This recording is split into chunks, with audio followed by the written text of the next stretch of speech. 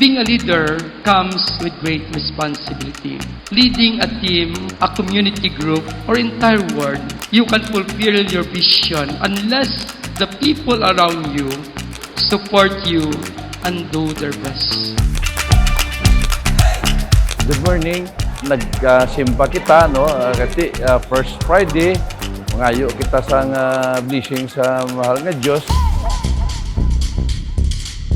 If you're a leader at any level, make sure you give people in your team opportunities to grow.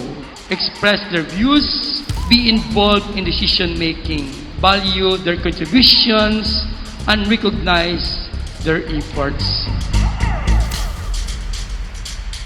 Hello everyone, good morning. As we go out sa simbahan, nakibot kami sa nitampad ng mga tao sa gwa simbahan, sa ila suporta.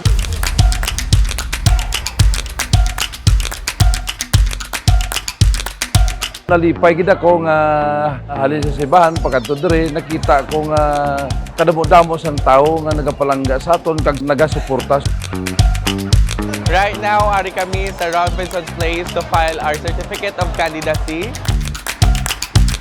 Hindi ko ma-express kung ano kamalipayon subong sa akon nga adlaw, no? Kasi supposed to be wala naman kita gana gani dagan kapitan tungod nga first and second term is kontra administrasyon kita, no? But this time malipayon kita kay ang tangob magatahom na tungod sa bag-o nga administrasyon, maubra ng akon mga drainage system, ang mga footwalks kag sa mga road constructions kag akon mga street lights.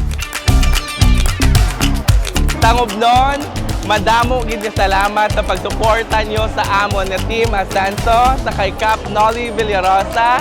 Sa liwat ko pasalamat kita sa pagsuporta sa mga pumuluyo ko sa Barangay Tangob. Madamo gid nga salamat.